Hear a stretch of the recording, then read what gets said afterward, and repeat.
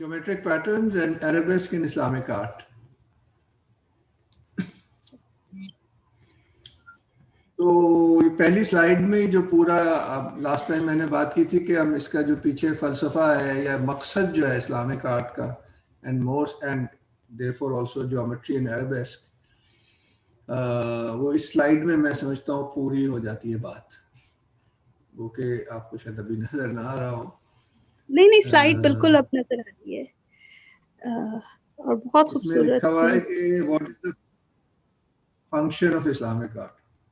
So the function of Islamic art in one sentence is to take the mind to the alam al-ghaib, to dissolve the everyday experience of things. Beautiful. तो बस इस पे समझिए कि बात खत्म हो गई. जब आप इस सोच से इस आर्ट को देखेंगे तो आपको, मैं समझता हूँ कि जब देखते जाए तो बात पूरी सही महसूस हो, यानी कि ये बात ठीक महसूस होती है. वरना कोई मकसद नहीं है कि एक सरफेस को, अब हम चले इसी को देखते हैं. ये हमारे ऑफिस का काम है, कामिल साहब का डिज़ाइन किया हुआ. ये अभी कंटेम्प्रेरी घर है एक साहब का, ये उसका सेंट्रल एट्रियम है. हम अगर इसी को देखें तो, बल्कि मैं पहले आप लोगों से पूछना चाहूँगा, आसिफ साहब, इसको देख के आप क्या क्या इसके कमेंट्स कर सकते हैं in terms of its design and in terms of कि मैं इसमें क्या क्या हमें चीजें नजर आती हैं ना डिजाइनर के हवाले से. आसिफ साहब पहले आप, फिर फौजिया साहब. जी नहीं, इसकी जो सिमेट्री है, जो इसकी जो बैलेंस्ड है, जिस तरह से बहुत ही खूबसूरत है. और बेशक जो कलर हैं उनमें भी कोई एक दूसरे से मिलती जुलती कोई चीज़ है, और डिज़ाइन से हालांकि फूल ज़रा अलग अलग हैं लेकिन फिर भी एक दूसरे के साथ वो हारमोनी में है एक लिहाज से. जी मैं तो बस देख के ये बहुत खूबसूरत है, बहुत ज़बरदस्त. ये अगर खुद किया हुआ है तो ये मतलब हाँ जी बहुत प्यारा है. इससे ज़्यादा शायद मैं, हाँ जी. इससे पहले कि मैं भूल जाऊं, इसलिए हम बेसिकली अभी कोशिशें कर रहे हैं कि इसको एनालाइज करें. हाँ.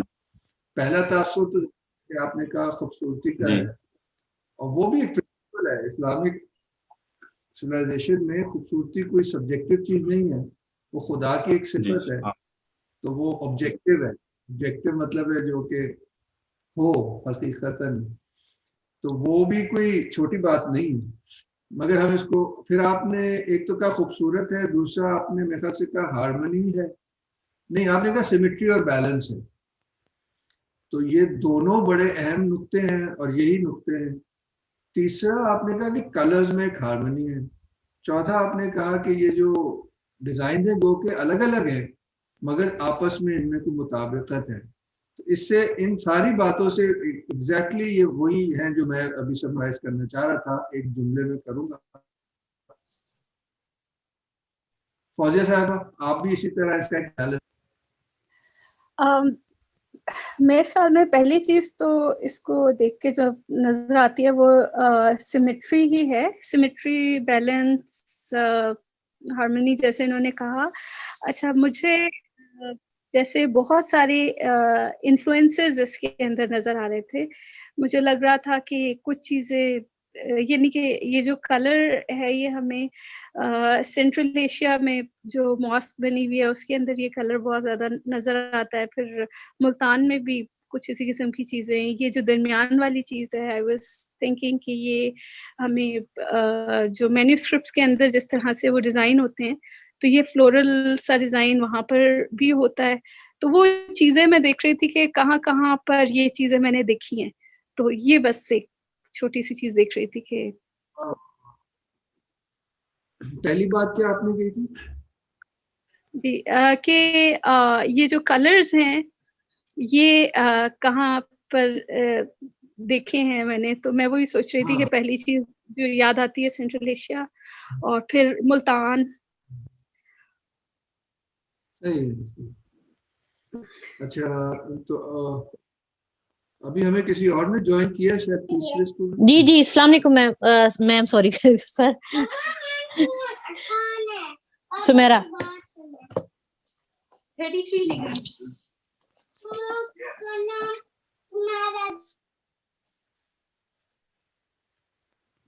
जी सुमैरा, माइक बंद कर लें या तो। जी जी सर, मैंने बंद कर दिया। Thank you, thank you. अच्छा, अब मैं आप दोनों ने जो बातें की उसको समराइज करता हूँ और कोशिश करता हूँ।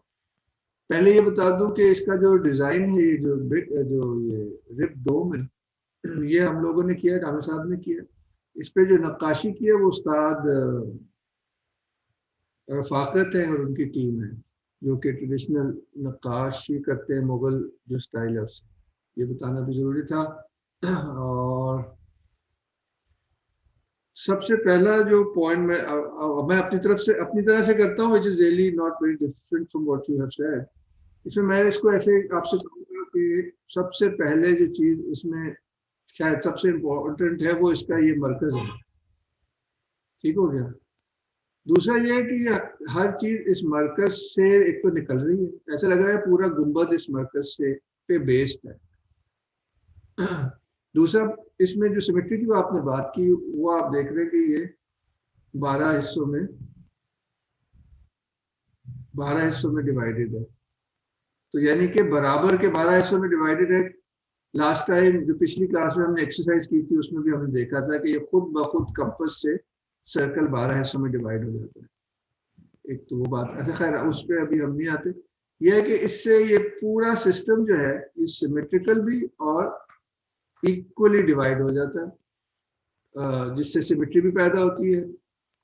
और तीन मैं बातें करता हूँ। एक है इसका एक मरकज है जो एक है। दूसरा ये है कि इसकी जो बुनियादें हैं, यानी कि सॉरी इसकी बाउंड्री है, ये सारी जो आर्चें हैं ये एक बाउंड्री पे खत्म होती है। तो अब जब बाउंड्री होने से यानी कि एक महदूद स्पेस बड़ी स्ट्रांगली अपने आप को जाहिर करती है, क्योंकि ये एक तरह का गुंबद सा है। तो और जो आसिफ साहब ने बात की कि चीजों, मैं समझता हूँ उसको एक जुमले में कहें तो एक वहदत बनती है। सबसे इंपॉर्टेंट इसमें जो बात होती है, और उस वहदत में एक हार्मनी है, तनासुब है, और हार्मनी में ज़ाहिर हम आहंगी भी आ जाती है, यानी कि कोऑर्डिनेशन है। तो the circle is coordinating the whole design through equal divisions of the circle. असल में ये जो इसके ये पैर है जहाँ से आर्ची शुरू हो रही है, they all lie on a circle, so the circle is implied. आप लोग भी जो ज्योमेट्रीज कर रहे हैं उसमें सर्कल एंड में नजर नहीं आता, मगर the circle is implied. The circle is the supreme sort of symbol of undifferentiated oneness.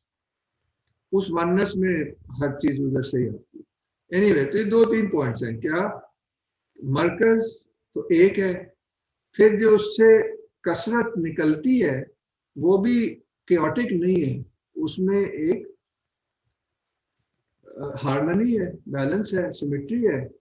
उससे क्या होता है कि जो ये उससे उस नुक्ते से भी एक वादत ही बाहर आती है, और जो उस नुक्ते की इनर रिचेज है वो ऐसे लगता है कि बाहर आ गई, और वो उस वादत में जो हार्मनी और बैलेंस है वो दिखा रही है। तो ये दो चार चीजें हैं जो कि बड़ी, ये सारी चीजें बड़ी इंपॉर्टेंट है इस्लामिक तस्वुर कायनात में भी।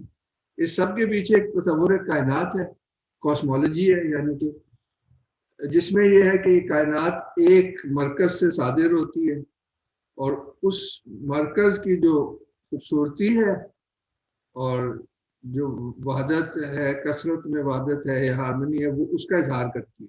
तो ये कॉस्मोलॉजी भी, जैसे हमने लास्ट टाइम देखा था और मैं भूल गया, जो चैप्टर शेयर करना वो इंशाल्लाह कल करूंगा, उसमें भी ये है कि पूरी कायनात भी हमें ये दर्श देती है, जिसका आज तो टाइम नहीं है, मैं पिछली दफा बात उस पर कर चुका हूँ कि ये जो सर्कल है ना, जैसे ये 12 में डिवाइडेड है, कि कैसे एक क्या कहते हैं उसको, साइक्लिक है ना, साल, हफ्ता, दिन, हर जगह पे साइकिल है कि ये 24 घंटे की जो साइकिल है रिपीट होती है ना, वो एक वहदत की शक्ल है। टाइम में जो यूनिटी रिफ्लेक्ट होती है वो रिदम के थ्रू होती है, क्योंकि जो रिदम होती है वो एक ही होता है बार बार। तो वो जो जब वक्त में एक अपना इजहार करता है तो वो रिदम के जरिए करता है। इसमें कई ऐसे, इस पे हमारे बुजुर्गों ने बहुत लिखा है। मैं आगे चलता हूँ। पॉइंट क्या हुआ कि function of Islamic art is to take the mind, हाँ अल्टीमेटली आलम अल गैब से मुराद कॉस्मोलॉजी से भी बियॉन्ड जो आलम हकीकत है वो है कि इंसान जब कायनात को देखता है और उसको इस नज़र से देखता है कि इसमें एक हम आहंगी है और एक ऑर्डर है, तो वो फिर उसका जहन जाता है उस ऑर्डर के बनाने वाले की तरफ, उसके जमाल की तरफ। ये कहना चाह रहा हूँ। यहाँ तक आप लोगों के लिए क्लियर है? बिल्कुल। तो दूसरा कि हम कायनात देख रहे हैं, उसका हमारे पास अभी उसका क्या है कि इसमें देखिए इस्लामिक आर्ट में बेल बूटों की इजाजत है, हजूर पाक ने खुद इजाजत दी थी, जानदारों की इजाजत मना किया था। तो ये नेचुरल फॉर्म्स है। So in a sense our mind is also going back to nature, but it is also making the order behind nature transparent. तो ये भी एक, इसमें कई एस्पेक्ट हैं। चले आगे चलते हैं। इसी बात को मैं थोड़ा सा और फैला के करता हूँ कि फन इस्लामी मजाज के पर्दे में हकीकत से पर्दा उठाता है। ये एक स्टैंडर्ड जुमला है, मैंने तो अबुल फजल की आयन अकबरी से लिया है। मगर आप इसको, वो खताती की बात कर रहे हैं, फन इस्लामी की बात नहीं कर रहे, एक ही बात है। मजाज के पर्दे में हकीकत से पर्दा उठाता है। वही जो मैंने पहले पिछली स्लाइड में बात अंग्रेजी में कही है, वही बात कि जो आर्ट है ये एक मजाज है, ये एक सिंबल है, एक सिमिलिट्यूड है। तो उस आईने में क्या नजर आता है? हकीकत नजर आती है। या जैसे पीछे जाली है, ये जाली जो है ये भी एक पर्दे का काम कर रही है कि ये छुपा भी रही है और दिखा भी रही है। खैर इसमें तो ये बात है। Majaz is the metaphor, is a well which reveals reality, हकीकत। तो आपको पता है ये जो मजाज और हकीकत का ताल्लुक है, ये इस्लामी फनून में हर जगह, बल्कि सारे ट्रेडिशनल किसी भी कल्चर में अक्सर पाए जाते हैं, हमेशा ही पाए जाते हैं। आपने अगर जो लोग पाकिस्तान में पढ़े हैं उन्होंने उर्दू गजल पढ़ी होगी, उसमें भी आपको पता है कि क्योंकि जो गजल है वो लव पोएम है, तो उसमें हमें सिखाया जाता है कि ये इश्क मजाजी की जबान में इश्क हकीकी की बात कर रहे हैं, या उसको इस तरह भी इंटरप्रेट किया जा सकता है। तो कॉन्सेप्ट वही है कि जो भी क्वालिटी होगी, चाहे वो लव की होगी या हार्मनी की होगी या जो भी होगी, जो भी क्वालिटी है, it can take us to the source of the quality. यही है ना जो जर्नी है मजाज और हकीकत में, यही कनेक्शन है कि कायनात की हर चीज अपनी ओरिजिन से जुड़ी हुई है, अल्लाह ताला से कोई भी चीज अलग नहीं। कुछ चीजें जो है वो बहुत क्लियरली ट्रांसपेरेंट हो जाती हैं, कई चीजें जो हैं, और जो इस आर्ट है वो उस ट्रांसपेरेंसी को बढ़ाता है। जैसे ये आपके सामने स्लाइड है, इससे ज्यादा कोई ऐसे लग रहा है कि ये जो मटेरियल था एक क्रिस्टलाइन लाइट बन गई है, या लाइट जो है वो फ्रीज हो गई। मतलब है कि इससे जबरदस्त एक विजन नहीं हो सकता, गैब का ही मैं तो कहता हूँ। और ये इसी कल्चर में ज्योमेट्री को इस तरह इस्तेमाल किया गया है, क्योंकि इस कल्चर का, जैसे मैंने लास्ट टाइम थोड़ी सी हिंट की थी, कि बुनियादी concept he, it's the concept of oneness, it's not a symbol of oneness. इसलिए एब्स्ट्रैक्ट फॉर्म्स ही उसके लिए मुनासिब है। सिंबल ऑफ गॉड का होता है ना, जैसे क्राइस्ट है, बुद्धा है, हर कल्चर में कोई फोकस होता है, कोई सिंबल होता है। हमारे यहाँ कॉन्सेप्ट है। अच्छा जी, ये इंट्रोडक्टरी स्लाइड 3 ही है मेरा ख्याल है, इसके बाद हम फिर 8 पे आ जाएंगे। ये आखिरी स्लाइड है, ये जो मैं बात इसके बुनियाद की करना चाह रहा हूँ। तो पर्दा किस चीज से उतारता है वो मैं पहली स्लाइड पे ऐसे बातें कह चुका हूँ।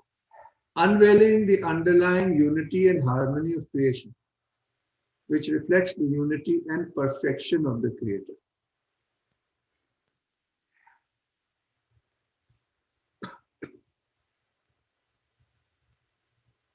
I mean, Islamic art wants to show the underlying unity and harmony of creation. and through that majaz it wants to reflect the हकीकत. तो पहले हम कायनात को देखते हैं. This is what happens every night in the sky. We are not aware of it.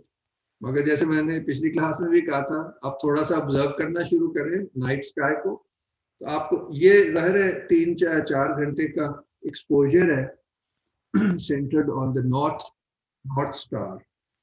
ये north star है सेंटर में. ये तो ये सारे से ये क्या हो गया, ये नॉर्थ स्टार है और ये सारे सितारे हैं. तो होता ये है कि जो आसमान है वो नॉर्थ स्टार के इर्द गिर्द घूम रहा है, सारी रात को घूमता है, पूरा एक चक्कर लगा. तो ये इतनी पावरफुल इमेज ऑफ यूनिटी है एंड हार्मनी है.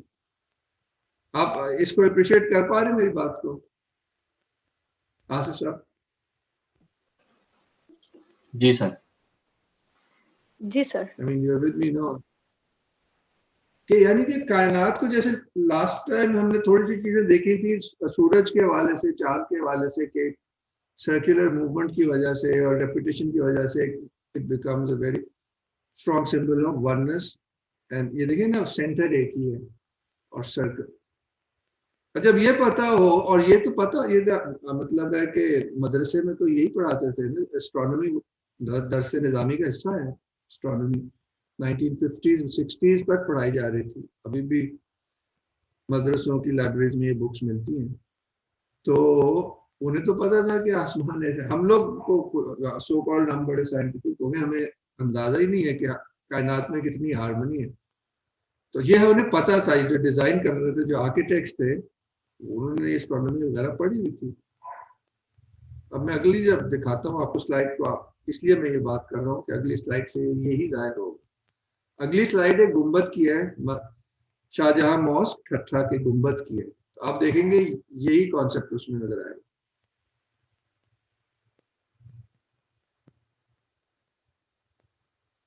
ठीक है ना? एक सेंटर है. ओ नो, बड़े सेंसिटिव हो गई तुम्हारे.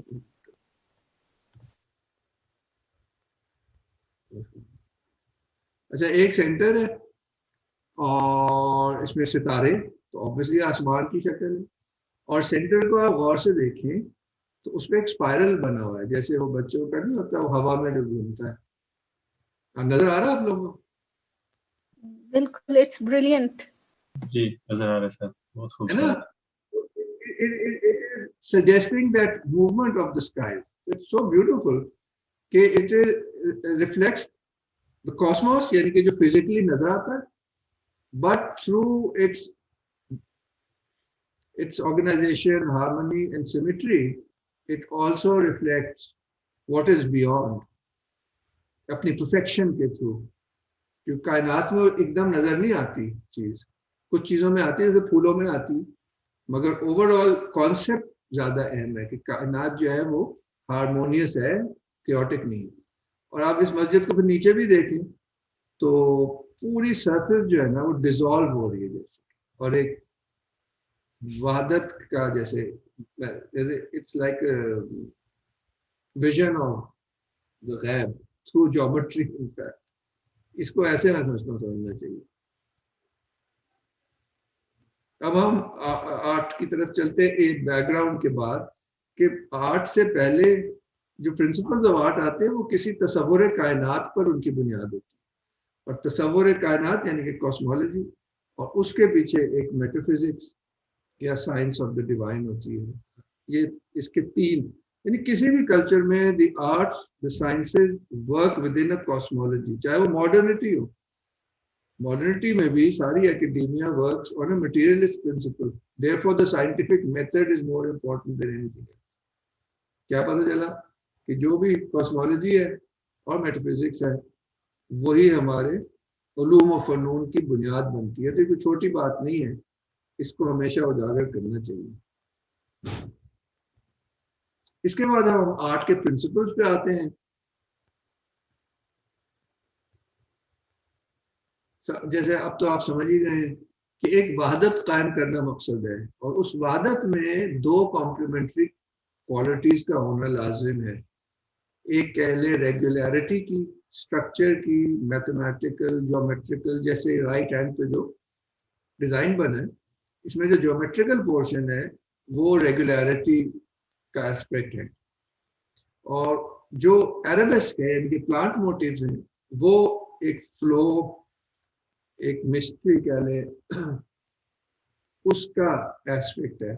ऐसे कह ले मेल एंड फीमेल एस्पेक्ट कह ले, यिन और यांग कह ले।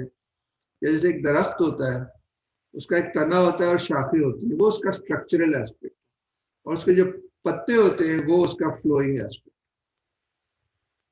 एंड ये सब मिल के दोनों जो है ना ये कमाल पैदा करते हैं। इसको अरबी में कहें तो तौहीद, तौहीद के अंदर ये दो एस्पेक्ट्स होंगे जिनको हमारे यहाँ ये बहुत आम है। अल्लाह अपना इब्ने अरबी से लेके अल्लामा इकबाल तक ने इस इन एग्जैक्टली यही वर्ड इस्तेमाल किए। ए मस्जिद करतबा इश्क से तेरा वजूद, इश्क सरापा दवाम जिसमें नहीं है रफ्त बूद। और कहते तेरा जलालो जमाल मर्द खुदा की दलील, वो भी जलील व जमील तू भी जलील। यानी कि पूरा ही वही पैराडाइम है, अल्लामा उस आर्टवर्क को कर रहे हैं डिस्कस। तो तौहीद में क्या आ गया, जलाल और जमाल, और उससे दोनों को मिला के क्या बना कमाल। ये मेरे ख्याल से आपको समझ आ गई होगी बात। जी अगला स्टेप आता है, ये तो हो गए प्रिंसिपल्स जो क्लियरली नजर आ रहा है। अगला पॉइंट जो है कि बॉर्डर हमेशा होता है। अब ये असल में डबल पेज है, एक पेज उसका दिखाया, लेफ्ट पेज नहीं दिखाया, मगर आप देखें तो अगर ये डबल पेज होता है तो ये जो मोटा बॉर्डर है ये दोनों पेजेस के गिर्द जा रहा है, तो एक बॉर्डर कायम होता है। हम इस पेज में देखते हैं तो इसका जो डिजाइन है उसमें फिर एक बॉर्डर है। तो बॉर्डर से क्या होता है, एक वहादत जो है वो स्टैब्लिश हो जाती है। ये बड़ा जरूरी है कि एक जब भी चीज क्रिएट होती है वो महदूद होती है, क्योंकि God himself is infinite. So any creation which is apparently apart from it has to have certain limitation. इस दुनिया में टाइम एंड स्पेस की लिमिटेशन, और हम सब जो भी चीज मैनिफेस्टेड है मटेरियली उसका जिस्म है, यानी कि वो महदूद। एनीवे तो बॉर्डर जो है वो एक यूनिटी कायम करती है। उस यूनिटी के अंदर जैसे हमने डिस्कस किया, दो ये पहलू होते हैं, ये 2 डायमेंशनल आर्ट में ज्योमेट्री और एराबेस्क में। दूसरा आखिरी पॉइंट इसमें यह है कि आप देखें इसका एक सेंटर है, तो वो उस वहादत की तरफ, उस यूनिक ओरिजिन की तरफ इशारा कर रहा है। मगर आप देखें तो चारों कॉर्नर्स में भी वो सेंटर रिपीट हो रहा है। ये जो 10 पॉइंटेड स्टार है वो चारों कोनों में क्वार्टर क्वार्टर आया हुआ, ढाई ढाई। इससे क्या पता चल रहा है, इससे हमें उस नुक्ते की तरफ, आखिरी ये मुश्किल नुक्ता, इसके बाद हम और इजी चीजों पे आ जाएंगे, कि ये सारा जो अभी तक डिस्कस हुआ है, जो प्रिंसिपल है कि सोर्स क्या है। रेगुलरिटी की source is they say that it is it's God's oneness. He's unique, he's one, he's absolute, मुतलक है। ये ज्योमेट्रिक और ये जो सेंटर का एक सेंटर है, एक ये पैटर्न बड़ा फिक्स्ड, बड़ा क्लियर है। But he is also the infinite. That brings in the other quality, which is of flow and of mystery. And आखिर में जो मैंने लिखा है centre, and the centre repeats, कि वो वन है, मगर इससे ऐसा लग रहा है कि बहुत एक इन्फिनिट पैटर्न है, उसमें एक विंडो में से हम देख रहे हैं। तो वो इशारा कर रहा है उस वन की इन्फिनिट्यूड की तरफ। यानी कि ज्योमेट्री में यही दोनों जो सिफात हैं, वन एंड इन्फिनिट, वो ये सेंटर एंड रेपुटेशन से आते हैं, और ओवरऑल वो आते हैं ज्योमेट्रिक एंड उसके दूसरी तरफ फ्लो। वैसे गौर से देखें तो ये जो एक इसका एलिमेंट है उसका अपना अपना सेंटर है, उसका अपना अपना बॉर्डर है। तो ये जो एक ही प्रिंसिपल ऑफ डिजाइन मुख्तलिफ स्केल्स पे जब बनता है तो वो भी वहादत की एक बहुत जबरदस्त तस्वीर खींचता है। जैसे जो हर शख्स है, यही जो प्रिंसिपल है, शायद लास्ट टाइम मैंने कहा था, हर शख्स जो है एक वहादत है। So every person is like a reflection of God's oneness, but no two people are the same, and that is a reflection of God's infinitude.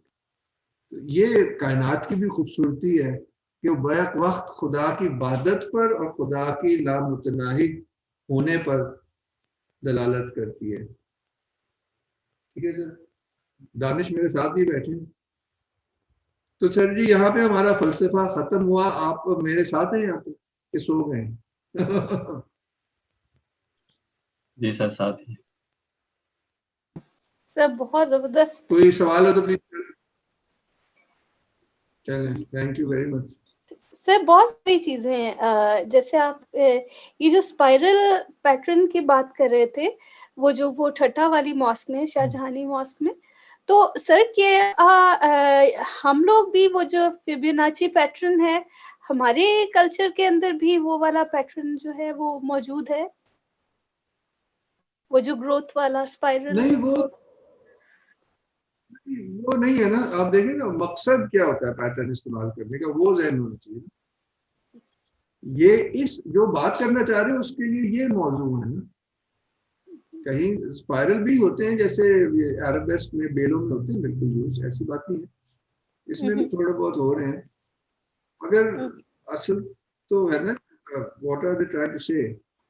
इसमें मुझे कभी बात और नजर आई, आपने शुरू में कलर्स की बात की थी, उससे मुझे याद आ रहा है, और शायद मुझे कहना भी चाहिए था कि वो जो हमने हमारा प्रोजेक्ट देखा था और इसके भी सेंटर में देखे, ये जो सेंट्रल डिजाइन है इसको शमसा कहते हैं।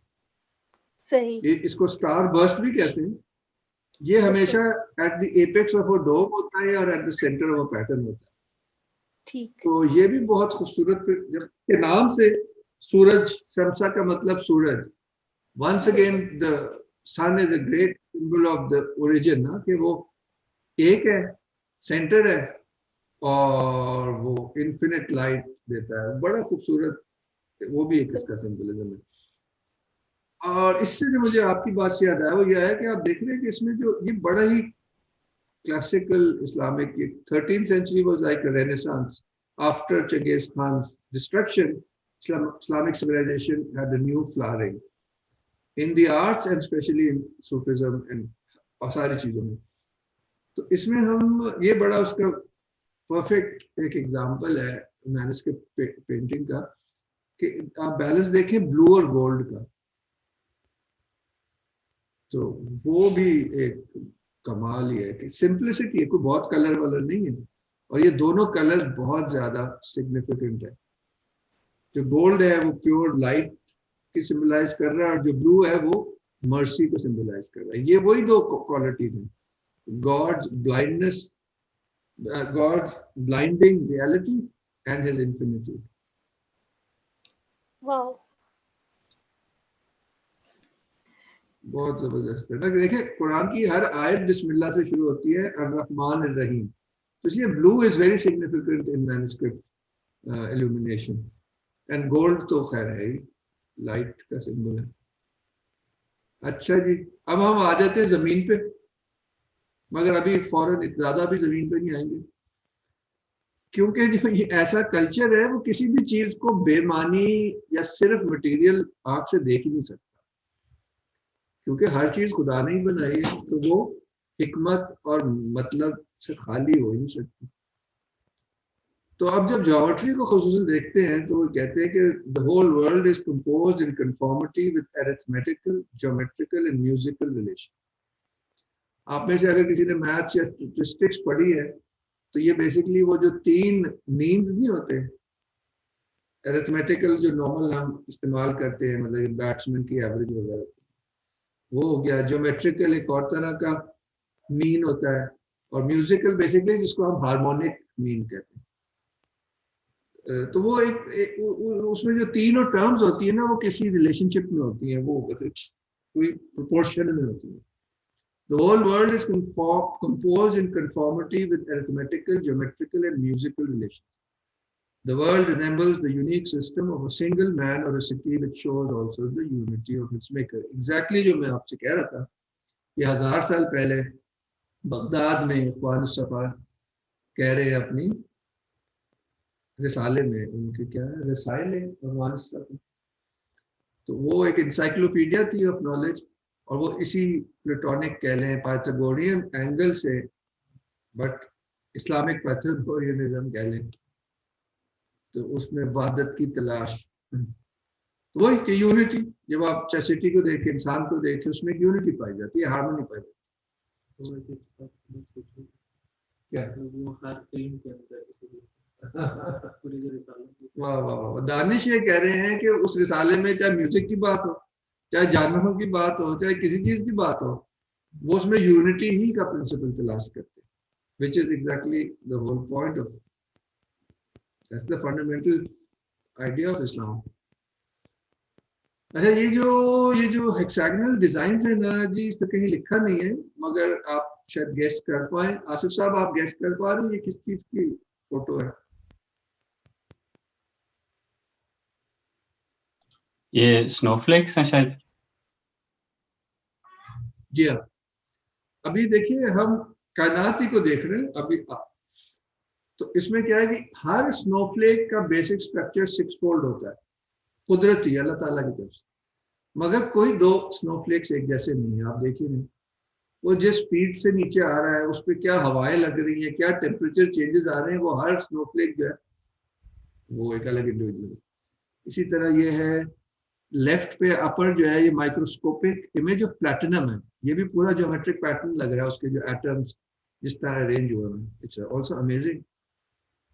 फिर नीचे पैटर्न्स भी हैं, मगर कोई केमिकल्स के भी, यानी कि नेचुरल सेंटर में ना नीचे वो ब्रिल या किसी चीज ऐसी नेचुरल चीज का 12 फोल्ड मॉलिक्यूल है, समथिंग लाइक दैट।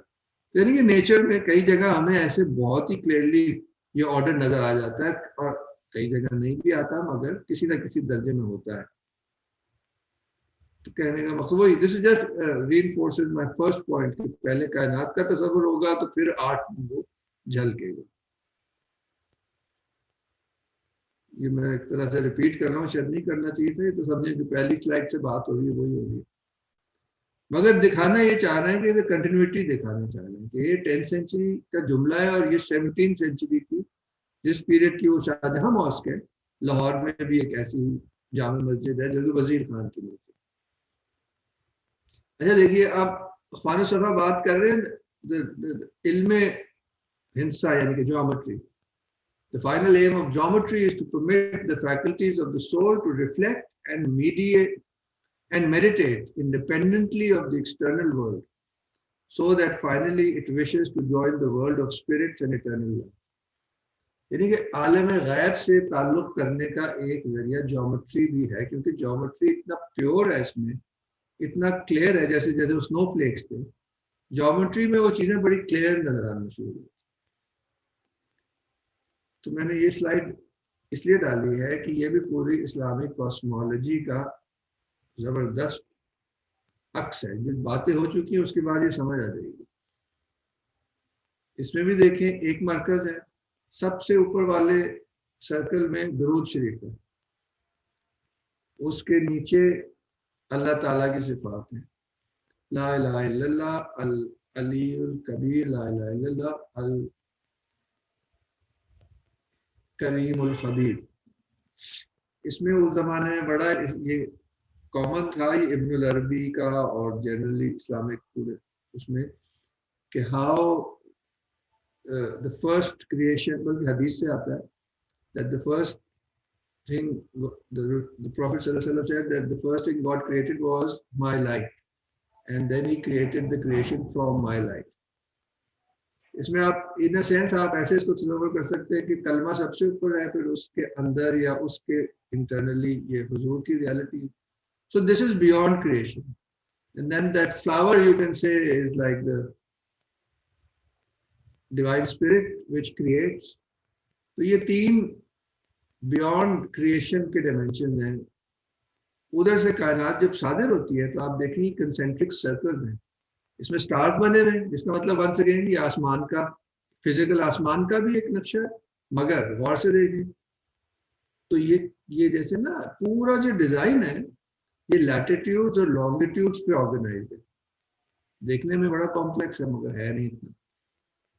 तो सबसे ऊपर जो सर्कल है उसमें या अल्लाह या अल्लाह या अल्लाह लिखा हुआ नजर आ रहा है आपको? 5 पॉइंटेड स्टार के अंदर जस्ट बिलो। जी सर। मैं इसको लूंगा तो ना ये अगली स्लाइड हो जाएगी, इसलिए सॉरी मैं पॉइंट नहीं करता। इधर से फिर नहीं जाएगा यार, आगे ना चलेगा। इस तरह असल में कर सकते। और ये देखें या अल्लाह लिखा है अगले, और ये ऐसे सर्कल्स में जा रहे हैं।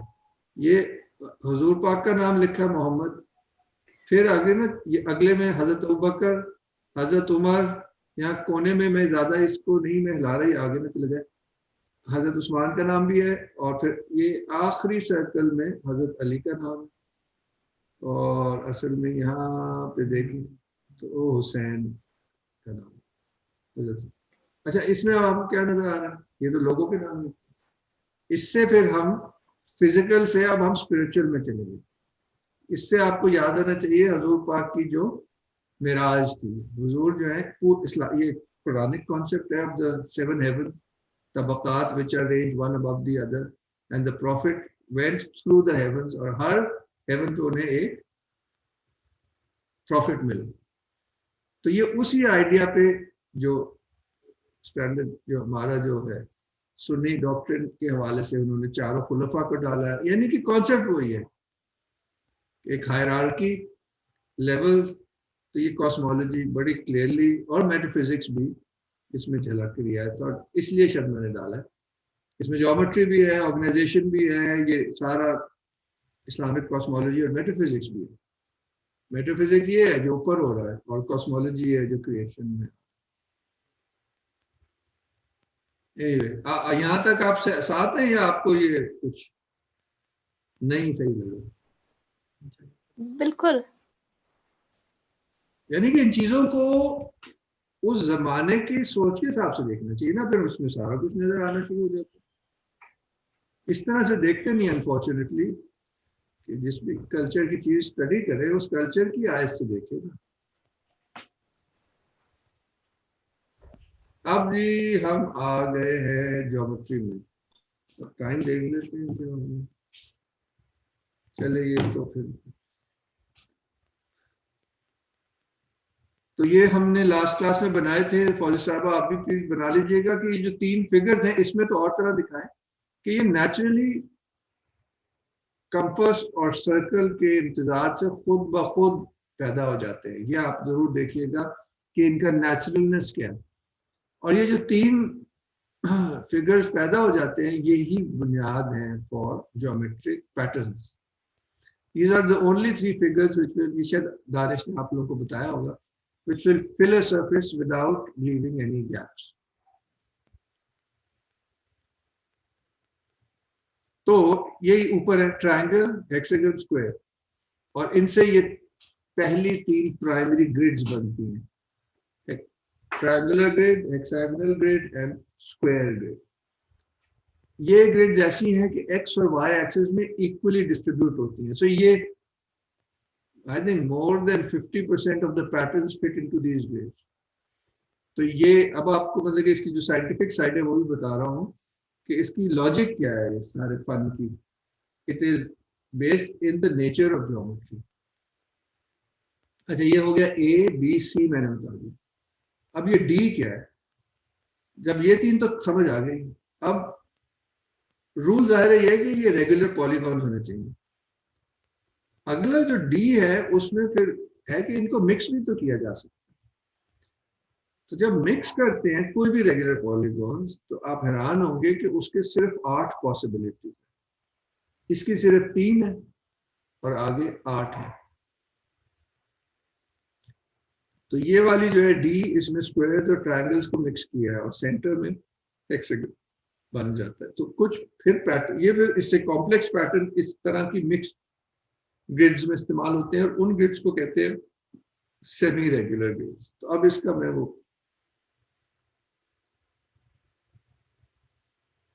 तो बेसिक कह लो मैट्रिक्स है। सबसे ऊपर वो 3 रेगुलर ग्रिड्स हैं जिसमें बेतहाशा पैटर्न्स फिट आ जाते हैं। फिर उसके नीचे 1 2 3 4 5 6 7 8 ये 8 जो है these are the only possible semi regular grids and these are 8. अब बहुत से आपको पैटर्न्स कराएंगे जो दानिश वो इन्हीं ग्रिड्स में होंगे, which is amazing. फिर इनके अलावा यानी कि इनकी रेगुलरिटी उनसे कम है। आप देखिए ना ये रेक्टेंगल जो तरीके से फैल रहे हैं वो एक्स और वाई एक्सिस में इक्वली फैल रहे हैं। फिर आ जाती है डेमी रेगुलर ग्रिड्स जो और इरेगुलर होती है, मगर उसमें यानी कि वहां तक जाने की जरूरत ही नहीं होती, उसमें भी होंगे पैटर्न होते हैं, मगर आप देख रहे हैं कि कैसे एक सिंप्लिसिटी से एक पूरा यूनिवर्स बनता है। That is also new. अब मैं ये करूंगा आखिरी हिस्से में कि इन ग्रिड्स के साथ इनके कुछ ग्रिड्स के साथ पैटर्न्स दिखाऊंगा ताकि आपको समझ आए कि ये how it works. Examples of patterns based on grids. Equilateral triangles की ग्रिड है, मगर असल में तो ये हेक्सागन्स की ग्रिड है। इक्विलैटरल ट्रायंगल से ही हेक्सागन भी बन जाते हैं, तो आप क्या दोनों में बैठती है। ये आपने बनवाया ना? हाँ, ये आपने बनाया अपेरेंटली। तो ये उस्ताद का, ये मुल्तान के उस्ताद की ड्राइंग है। देखिए उस्ताद ने भी उन्हीं स्टेप्स में बनाया। पहले ट्रायंगल्स, उसको इलाइचिया कह रहे हैं, फिर हेक्सागन और फिर हेक्सागन से पैटर्न। ये इसकी लॉजिक है कहने में। एक और ग्रिड ये मेरे उस्ताद हाजी अब्दुल अजीज ने हमें सिखाई थी कि ये और भी सिंपल है। ये उन ट्रायंगल्स ही में से कुछ चूज एंड अनचूज करके बन जाते हैं पैटर्न्स। ये बहुत सिंपल पैटर्न है। इनके नाम है शशतुंड, यानी देखिए टुंड होता है टेढ़ा, टुंड, अटेरन, अटेरन, अटेरन शायद होता है चरखा की जो होती है ना वो एक्सिस, उसको कहते हैं शायद, भूल रहा हूँ। एनीवे आगे चलते हैं। अब ये सेमी रेगुलर ग्रिड आ गई, ये ग्रीन में इन्होंने दिखाई है। ये भी आपने पैटर्न्स किए होंगे। ये ही पैटर्न जो है ना और ग्रिड से भी बनता है। दानिश ने प्रॉब्ली आपको वो दूसरी ग्रिड से कराया होंगे, 12 वाली से। तो उसी ग्रिड की बेसिस पे ये लकड़ी में भी हो सकता है, टाइलों में भी हो सकता है। अमेजिंग। ये ट्रायंगल्स और हेक्सागन्स की सेमी रेगुलर ग्रिड है और रिजल्टेंट हमारे आ रहे 12 साइडेड पॉलीगॉन्स। वो भी खूबसूरत बात है। ये एक और सेमी रेगुलर ग्रिड है हेक्सागन और ट्रायंगल्स की। ये कीच क्रिचलो की किताब से है। इसमें उसी की मुख्तलिफ वेरिएशन एक ही पेज पे दिखाई और इसमें से भी सिंपल वाला आपने किया होगा, प्रॉब्ली ये वाला आपने किया होगा। बहुत मजेदार चीज है, या शायद ये किया है। इसको इस तरह भी इंटरप्रेट कर सकते हैं और भी तरह भी कर सकते हैं। अब आ जाते हैं ऑक्टेगोनल एक ग्रिड है जो कि राइट हैंड पे दिखाई गई है। ये ना स्क्वायर एंड ऑक्टेगन। अब ये कोई इस तरह की ग्रिड नहीं है, ये फिर इसकी ये इस तरह से बना ली जाती है सॉर्ट ऑफ। ये क्योंकि ये जो फॉर्म है ये कोई पॉलीगॉन नहीं है, मगर इस शक्ल की टाइल बना ले तो ये भी ग्रिड बन जाती है। ये फिर क्रिएटेड ग्रिड्स हैं उसी के असूल पे, उसी की बुनियाद पर। तो ये जो रोटेटेड ग्रिड है उस पर ये डिजाइन है। ये मेरा डिजाइन किया हुआ दरवाजा है लाहौर कैंट में, मगर इसका डिजाइन ये ईरानी बुक से लिया गया है जिसमें ये एक वेरिएशन है। दरवाजे का थोड़ा सा आपको बता दूं कि आप लोग ज्योमेट्री कर रहे हैं। इस पैटर्न को देखें तो ये जो राइट हैंड पे बनाया हुआ है ना, इसका ये जो सेंटर है वो ये यहाँ है।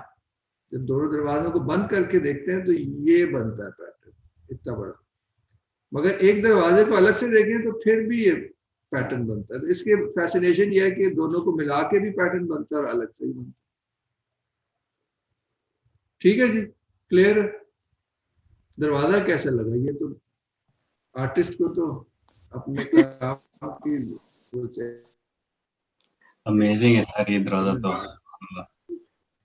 सर लेकिन ये आपने क्राफ्टमैन को कैसे समझाया? मुझे तो ये है कि आपने तो एक डिजाइन कर दिया, लेकिन मुझे ये क्या कि उसको आपने जरा ऑब्वियसली खुद तो नहीं किया होगा इसको। नहीं, वो जो कारपेंटर था उसने भी तो बहुत उसको अंडरस्टैंड किया, क्योंकि मुझे तो ज्यादा मुश्किल काम ये लगता है इन लोगों को समझाना। जब मेरे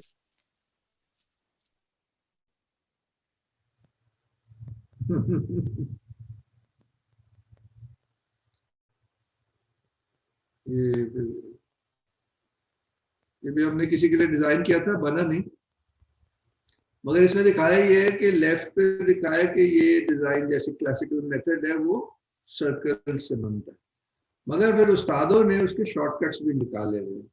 राइट पे उस्तादों का शॉर्टकट है, ईरानी बुक्स में भी उस्तादों के और तरह के शॉर्टकट्स हैं।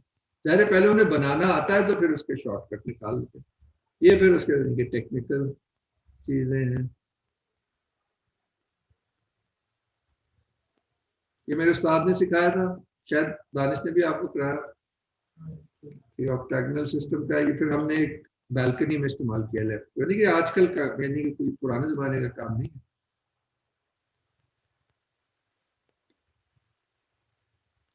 फर्स्ट खड़ा किया है दूसरी क्लास में। एनीवे एक्सप्लेन करने की जरूरत है। अच्छा, ऑक्टागन कराएंगे आपको इंशाल्लाह।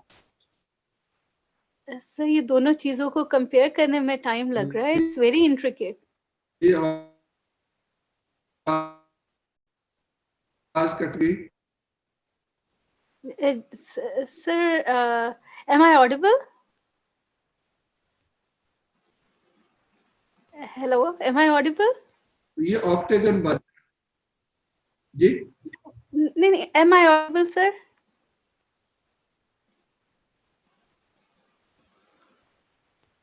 कट रही है आपकी आवाज, फिर से बोलना पड़ेगा। हाँ sir, I said it's very intricate, so दोनों चीजों को साथ साथ देखने में बहुत मजा आ रहा है। ये बहुत जो आपने यहाँ पर दिया है पैटर्न, और फिर वो जहाँ उसकी इम्प्लीमेंटेशन हुई हुई है, इट्स इमैक्युलेट, परफेक्ट। हाँ, और सर ये दरमियान में जो बना हुआ है लेकर वर्क है या काशीकारी है, नक्काशी है? ये ना काशीकारी है ना लकड़ है, ये नक्काशी है, यानी कि ये ऑयल पेंट से पेंट हुआ है, लकड़ी से बना हुआ गोलों से। हाँ हाँ वो लकड़ी, अच्छा ठीक है ये ठीक है। उस्ताद सैफ साहब, ये बहुत अक्सर खूबसूरत पुरानी है। हवेलियों और घरों में ये बड़ा कॉमन था। जी जी हाँ बहुत खूबसूरत है, अब तो खैर बनवा ही नहीं सकते, इतना कॉस्टली हो जाएगा।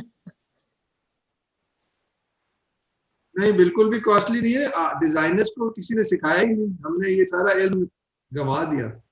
जी वरना कुछ सर कॉस्टली अब वगैरह नहीं है, बस ये अच्छा, सिखाते नहीं है जो सिखाते नहीं है, क्योंकि ये करने बहुत वाले भी खूबसूरत आप है, देख ही रहे हैं, ये एक से एक बहुत खूबसूरत है। वो दरवाजा ये भी है, सर वो भी पिछला बड़ा दरवाजा अच्छा में था। आपने देखा है, ये जी जी वो भी बहुत खूबसूरत था, बल्कि ये मेन अगर कार्विंग लगाएं देखिए, तो। जी जी ये आजकल मकसद तो है वो कि टेम्परेरी। ये काम बड़े आराम से हो जाते हैं, मगर आप अफसोस देखें कि ये हमने 60-70 साल में इस इल्म को इल्म ही नहीं माना, और इसको हमने कॉलेज में नहीं आना, यूनिवर्सिटियों में जी वेस्टर्न आर्ट ही एंटर ही नहीं पढ़ते होने, रहते हैं और उसी साधों को में गेट जाके से और भी नहीं अंदर आ सकते। जी जी और इजी गोइंग हो गए हैं, बस वो कर दिया, और ये चीजें तो। और ऐसे दरवाजे सर अभी भी आप बना रहे हैं? ऐसे हैं ये क्राफ्टमैन अभी का आपके ही पास है, जो अभी ऐसे? हमने डिजाइन किया, हम ऐसे ही काम करते हैं। चलो चलें, कभी यही तो दोबारा कह मैं रहा बना हूँ, ये घर बन। मुल्क में किसी चीज की कमी नहीं है। जी जी दोबारा मैं इंशाल्लाह घर बनाऊंगी तो हमारे ऐसा जो गेट होना चाहिए, दरवाजा एंड मेन एंट्रेंस बहुत खूबसूरत है। बेसिकली हमारे जहनी जो महकूमियत है ना, वो उसकी वजह से हम कट गए। अच्छा, ये आगे चलते हैं, ये मेरे उस्ताद की ड्राइंग है, लोक विरसा म्यूजियम अभी आएगी, सॉरी ये वाली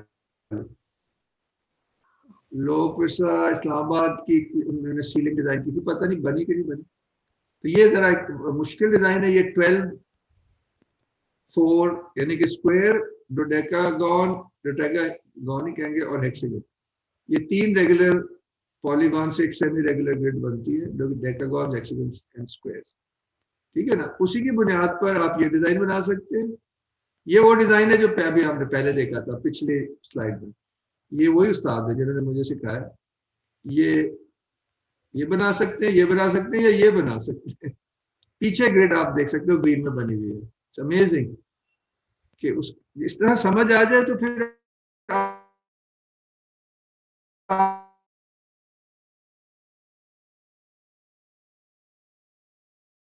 आप किसी भी पैटर्न को हैंडल। ये तकरीबन आखिरी स्लाइड है। इसमें मैं क्या दिखाना चाह रहा हूँ कि कंटिन्यूटी दिखाना चाह रहा हूँ। पीछे जो है वो 9th सेंचुरी 879 कायरो की बहुत बड़ी इब्न तुलून करवाया होगा। राइट पे 10 पॉइंटेड डिजाइन है जो इतना को पुराना नहीं, 60 70 80 साल पुराना सिंध का है। और वैसे तो 300 साल से चल रहा है, वहां पे 400 साल से। और लेफ्ट में मेरे उस्ताद ही की एक ड्राइंग है, ये उनकी अपनी बनाई हुई है। इसको आप कहोगे 8 6 12 की एक वेरिएशन है। 8 6 12 की बड़ी वेरिएशन होती है, ये उनमें से एक है। अमेजिंग है। 8 6 12 आपको नजर आ रहा है। ऑक्टेगन भी है 8 यानी कि ऑक्टेगन, ये ऑक्टेगन है, ये 6 है, ये 12।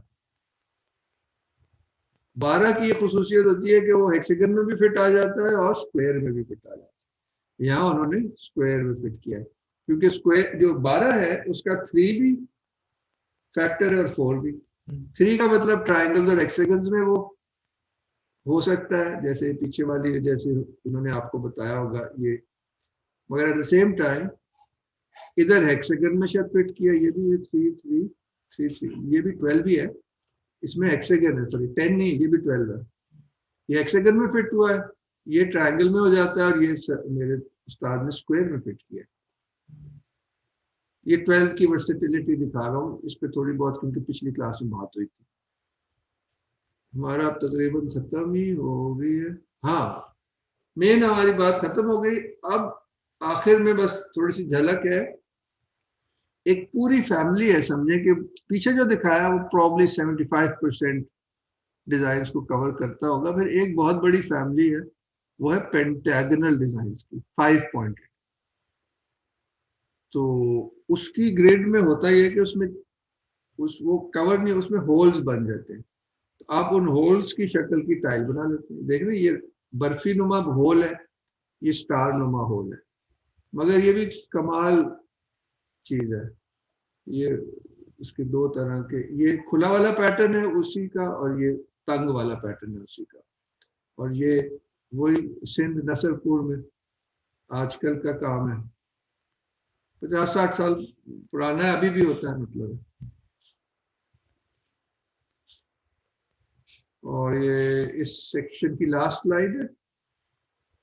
इसमें वंस अगेन ये दिखाया है कि अक्रॉस टाइम एंड स्पेस हमें कैसे, पीछे जो दरवाजा है वो कायरो का है, कुछ 700 साल पुराना होगा।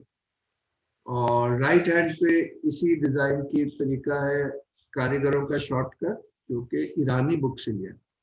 और नीचे लेफ्ट हैंड पे पार्टीशन के थोड़ी देर बाद 1940s का एक सरगोदा में गांव है, उसकी हवेली की सीलिंग है। तो हम क्या देख रहे हैं, टाइम और स्पेस में फैला हुआ ज्योमेट्रिक जो आर्ट है वो इस्लामिक सिविलाइजेशन का एक यूनिवर्सल एस्पेक्ट है।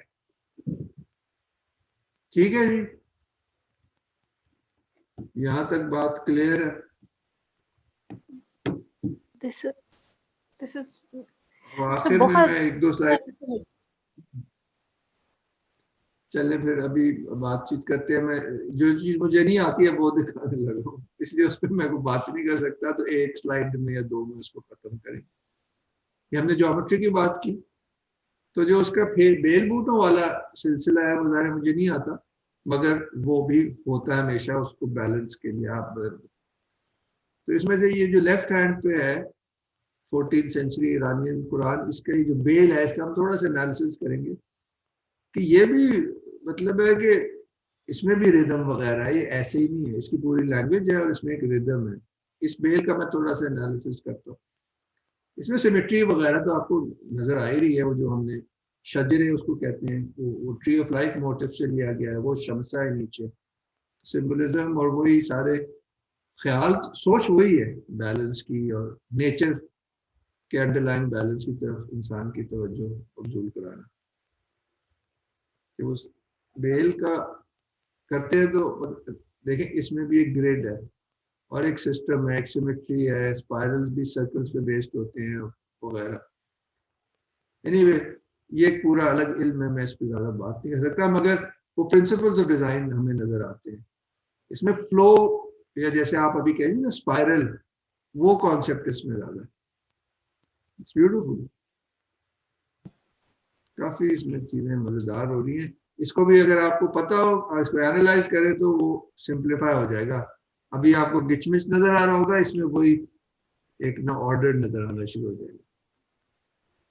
एक और एग्जांपल है, किसी और का एनालिसिस है, कैसे दो बेले आपस में वो इंटरलॉक करें। अब ये हमारी आखिरी स्लाइड है कि सब के पीछे तस्वुर क्या है, वहादत का है। चाहे ये कोटियाडो अलमरा स्पेन में, वो जो सेंटर में फाउंटेन ऑफ लाइफ है वो सेंटर है, उसमें 12 शेरों ने उठाया हुआ उसको। वंस अगेन सोलर सिंबल हुआ ना, शेर जो है वो सोलर सिंबल, और जो सरफेसेस हैं वो जैसे डिसॉल्व हो रही है, लाइट में चेंज हो रही है। तो ये मौलाना रूम की गजल है, उससे 4 शेर में पढ़ता हूँ आपके सामने। दुई अस खुद बदर करदम, यके दीदम दो आलम रा। ठीक है, समझ तो आ रही है। दुई यानी कि दुई अस खुद बदर करदम, दुई को मैंने अपने आप से दूर किया, यके दीदम दो आलम रा, दोनों दुनिया में मुझे एक ही नजर आता। यही सारा पॉइंट कि where so ever you turn there is the face of God, ये कुरान खुद कह रहा है। तो इसलिए मौलाना कहते हैं यके जूयम, एक को ढूंढता हूँ, यके दानम, एक को जानता हूँ, यके बीनम, एक को देखता हूँ, यके खानम, एक को पुकारता हूँ। फिर उन्होंने कुरान को कोट किया है कि ये कोई मैं अलग से बात नहीं कर रहा हूँ, यही मैसेज है साहब। हुवल अव्वल हुवल आखिर हुवल ज़ाहिर हुवल बातिन। तो आखिर में क्या कहते हैं, हाँ इसको क्या कहेंगे, ये भूल गया।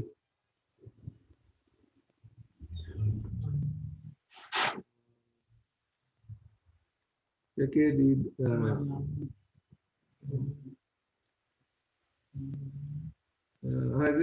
नमीदाना बजुज याहू व या मन हु कसे दीगर नमीदाना, सिवाय इसके कि याहू यानी कि ओ ही, व या मन हु and O I am he, I know no other. कि अल्टीमेटली भी अगर आपको याद आए कि आखिर मलाइका ने आदम को सजदा क्यों किया था, तो बुजुर्ग कहते हैं कि क्योंकि आदम में खुदा की रूह थी, खुदा की सिफात थी, खुदा का अक्स था, तो उन्होंने आदम को सजदा नहीं किया था, खुदा को सजदा किया।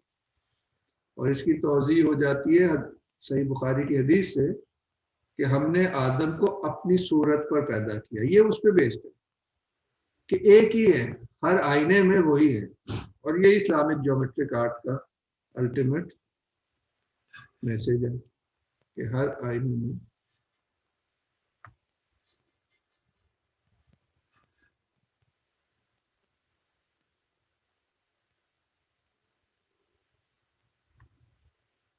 जनाब। अब आप लोग अपने तासुरात से हमें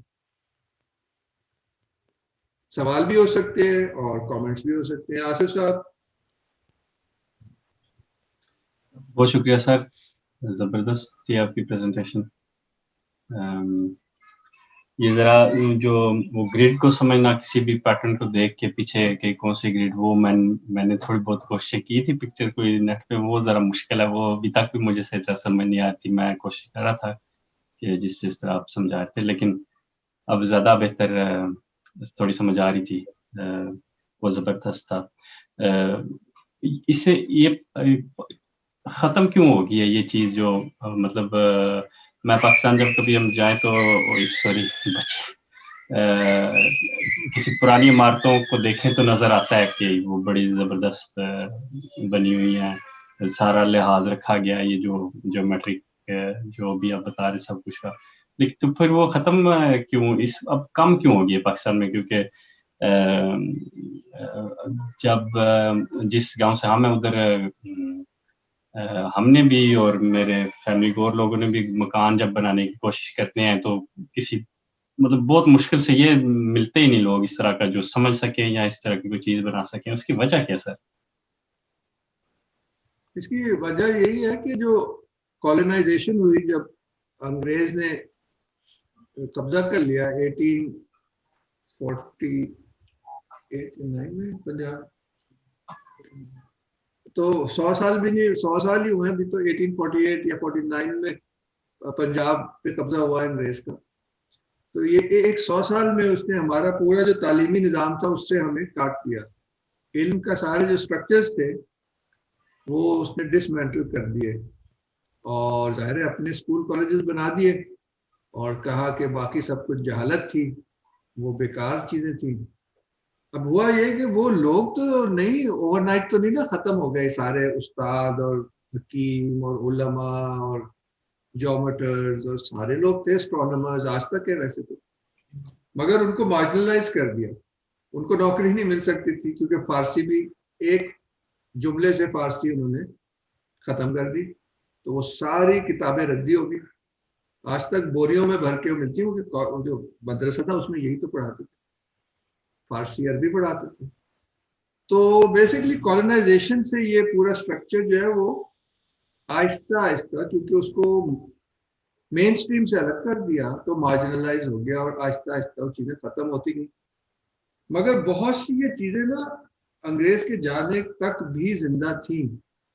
जब पाकिस्तान बना, अगर हमें अक्ल होती तो हम इन उलूम को बचा सकते थे किसी काफ़ी अच्छी हद तक, मगर हमें शऊर ही नहीं था, क्योंकि उस वक्त जो सारे पॉलिटिशियंस और ब्यूरोक्रेट्स थे वो अंग्रेजी निज़ाम के पढ़े हुए थे और अंग्रेज के मरूब थे कि they were really, they thought that this is the way to go, so they weren't interested in going back or anything. They thought कि ये अब, क्योंकि इतना उस ताकत का और उस टेक्नोलॉजी का इतना असर रहा है बड़े सगीर पे कि हम बहुत अजीब सा रवैया रहा है, इंडिया में भी पाकिस्तान में भी। मगर इंडिया में ये हुआ कि उन्होंने काफ़ी उलूम को, क्योंकि जो भी या नेहरू कह लें, गांधी कह लें, और ज़्यादा समझदार थे यही कह सकता हूँ कि उन लोगों ने उनको वैल्यू दी और कोशिश की, तो कुछ चीज़ें वहाँ ज़्यादा बच गई। हमारी स्टेट में तो बिल्कुल ही समझे अंग्रेज के ही सिस्टम को ही आगे चलाते रहे। they did no creative thinking it seems. लोग थे इनके पास, मगर जैसा निज़ाम बना पॉलिटिकल एंड ब्यूरोक्रेटिक, उसमें वो उन लोगों की कोई जगह नहीं थी, सिर्फ सेल्फ सर्विंग लोगों की जगह थी। तो I think that in a nutshell that's my explanation. I don't know whether I'm right or wrong. Fauzia साहिबा, आप यूनिवर्सिटी में पढ़ाती हैं, आप इस पे कुछ तबसरा दें, और आप स्पेशली हिस्ट्री की टीचर हैं, अभी जो आसिफ साहब ने सवाल किया। सर लगता तो ऐसा ही है कि जो पीछे पढ़ आए हैं वो कोई ख़ास कभी मुझे मज़ा नहीं दिया, तो आज सुन के तो बहुत ही अच्छा सा महसूस हो रहा था। और एक बात जो मेरे दिल को बहुत ज़्यादा लगी कि एक चीज़ को समझने के लिए पहले उसी की ज़बान को समझना ज़रूरी है। जैसा कि आपने कहा कि अगर हम इस्लामिक ज्योमेट्री को पढ़ रहे हैं, पहले उसके प्रिंसिपल, ज़बान, पूरे वो जो नॉर्म्स, पूरा कल्चर उसके साथ डेवलप होता है, पहले उसको समझने की ज़रूरत है। तो वो वाली चीज़ मुझे बहुत ज़्यादा, मुझे लगा कि कमी शिद्दत से महसूस हो रही थी। दूसरी ये जो चीज़ें हैं, ज़ाहिर है मेरा आर्ट का बिल्कुल भी बैकग्राउंड नहीं है, बस मैं पसंद बहुत ज़्यादा करती हूँ। तो मैं इस इस्लामिक ज्योमेट्री की क्लास से पहले ये चीज़ें बस देखती थी और मुझे कुछ समझ नहीं आती थी। अब जब से मैं पढ़ रही हूँ मैं बहुत ही नालायक स्टूडेंट हूँ, शायद सबसे आखिर में कोई चीज़ कर पाती हूँ, लेकिन फिर भी जितना थोड़ा बहुत सुनती हूँ, तो मुझे ये अंदाज़ा हुआ कि हर चीज़ के अंदर एक बैलेंस है। और वो जो आपने वहदानियत वाली बात की, वो बहुत ज़्यादा नज़र आने लग गई। और सर ये जो आसिफ साहब वाली बात है, तो हम तो दीवार पे प्लास्टर भी नहीं करवाते, ईंटें नज़र आ रही होती हैं हमारी इमारतों के अंदर, और एक-एक कमरे के हमने घर खड़े किए हुए हैं। मैं ज़्यादा, मेरा एक्सपोज़र नहीं है बड़े महलात या बड़ी जगहों से, सो मुझे तो आम लोगों की जो चीज़ें नज़र आती हैं, हमारे पास तो प्लास्टर कराने के पैसे नहीं हैं, हमारे लोगों के पास, वो आर्ट क्या करेंगे? तो शायद एक ये भी वजह है, आई डोंट नो। मैं हाँ, शायद मतलब किसी और सोचने की मतलब है। हाँ, एक सवाल है और इस पे इसके शायद सारी बातें बैक वक्त सही है, जाहिर है, मगर यानी कि अहमियत तो समझनी चाहिए ना। आर्ट तो अभी भी होता है, कॉलेजेस कायम है आर्ट के, म्यूजिक भी होता है, हर चीज होती है, मगर उसको रिवायत से हम कटते जो गए ना, उससे नुकसान बहुत हुआ है, ये कहना चाह रहे हैं। बिल्कुल सर, ये बात सच है। इनफैक्ट जब हम लोग पढ़ रहे थे तो हमें ये कह दिया गया था कि उर्दू वाली किताबें मेहरबानी करके ना पढ़ें, जो अंग्रेज़ी की किताबें हैं वो पढ़ लिया करें। और ये बायस जो है ये कायम रहा मेरा, जब तक कि मैंने अपना काम पूरा नहीं कर लिया, जब तक कि खुद कुछ सोचने के काबिल नहीं हुई। तो सर जब क्लास में ये बताया जाए कि आप उर्दू की किताबें मेहरबानी करके ना पढ़ें, तो फिर क्या हो सकता है? बहुत दिलचस्प बात, मगर खैर ये एक तरह से जो हम लोग जो जो इसको कह ले आगाह हो गए कि ऐसी खूबसूरत चीजें हैं जो जिनके सीखने का बहुत फायदा है, तो अब काफी लोग जो है ना इसमें इंटरेस्ट ले रहे हैं, जो जो कि अच्छी बात है। तो वो भी बहुत काफी है। और जैसे आपने कहा कि इसको सीख के then you appreciate these arts more. सबसे पहली असल बात तो ये है ना कि पहले अप्रिशिएट करने वाले भी उतने ही थे जितने करने वाले थे। इसको ही कहते थे ना कि ये महज़ब शख्स है जो शायरी भी समझता है, फनून भी समझता है, लिटरेचर भी समझता है। इसी को कहते थे अदब। अदब को अदब इसीलिए कहते थे कि बंदे को बंदा बनाता। तो जब तो ये बिल्कुल। सुमेरा, आप अगर कुछ कमेंट करना चाहें तो उसके बाद फिर हम ब्रेक लेंगे, उसके बाद दानिश जी जी अपना। सर, इसकी एक बहुत बड़ी रीजन जो मुझे लगती है, हमने जो अपने जो आर्ट को, हमने क्राफ्ट को दर्जा दे दिया है ना, उसने बहुत खराब किया है।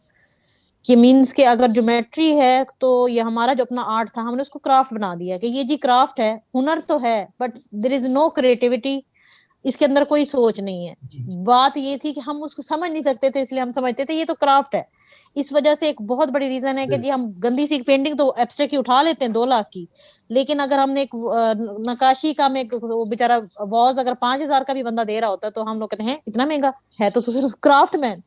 आप ये देखें, एनसीए भी जब तक ब्रिटिश थे यहाँ पे, ये क्राफ्ट की एग्जीबिशंस भी हेल्ड होती थी यहाँ पे। इवन के विक्टोरिया, मलका विक्टोरिया ने भी करवाया था उन्होंने, लेकिन उसके बाद उल्टा हमने ज्यादा डिक्लाइन किया है इस नाम पे कि हमने वेस्ट को अडॉप्ट कर लिया कि हम पीछे जा रहे हैं।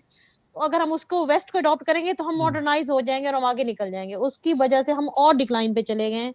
अब हमारा अपना मास्टर्स भी मैंने किया हुआ है, हमें साउथ एशिया मास्टर लेवल तक नहीं पढ़ाया जाता।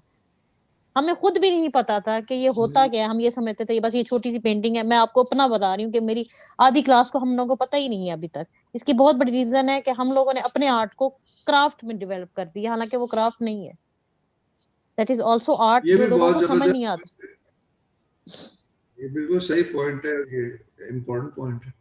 तो जी बहुत शुक्रिया।